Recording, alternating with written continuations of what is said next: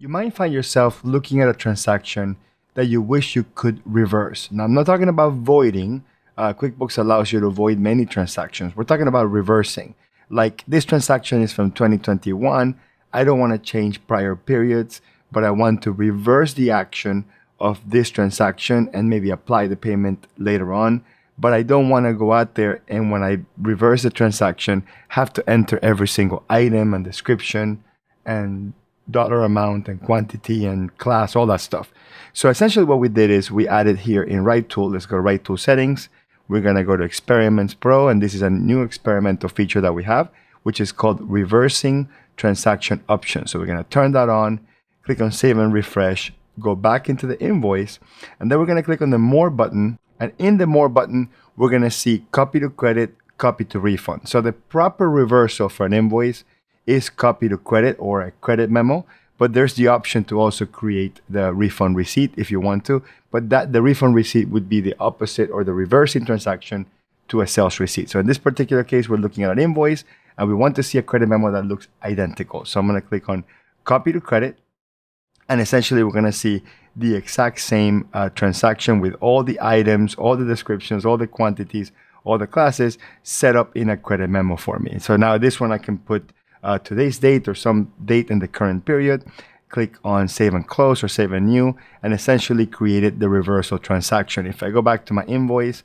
my old invoice that I wanted to reverse is still showing there, still showing applied, but if unapplied payment, but if I click on Receive Payment, I can take that specific invoice and I can try to match it with the credit memo. I can essentially basically disappear that transaction from my open balances because I did effectively a reversal by doing the opposite of that transaction. We can do the exact same thing with a bill. So let's go and open a bill.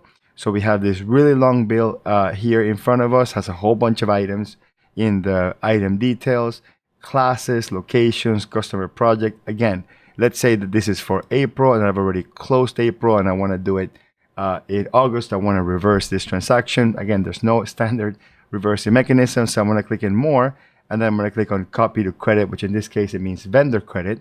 So I'm going to click on Copy to Credit, and it creates a vendor credit. I scroll down, and it automatically adds all the items, quantities, and amounts. So essentially, I can do the exact same thing. I can date this to today's date, click on Save and Close, and then later on, I can go and click on Pay Bills, and I can go find that specific bill, and I can match it to a credit. So right now, in this case, is applying it to an existing credit, which is exactly what we wanted to do.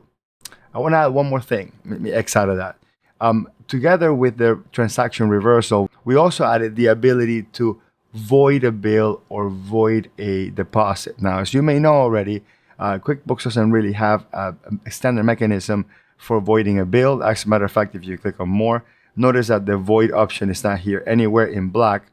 It's here in red because we added that in RightTool using the same setting. So if I click on void, essentially what we're not going to do a proper void. What we're going to do is we're going to go in the bill and we're going to zero out all the lines and then automatically add a memo in the memo box and then save it for you. So we're going to click on void, and then it says, are you sure you want to avoid this transaction? Again, this is a RightTool thing only. I'm going to click OK, and basically everything gets zeroed out. And notice everything got zeroed out, and then a memo got added automatically. So essentially, it does the same thing that a standard QuickBooks Online void does, but we're sort of semi doing it by manually just changing the amounts and adding the memo and saving the new zero bill there for you.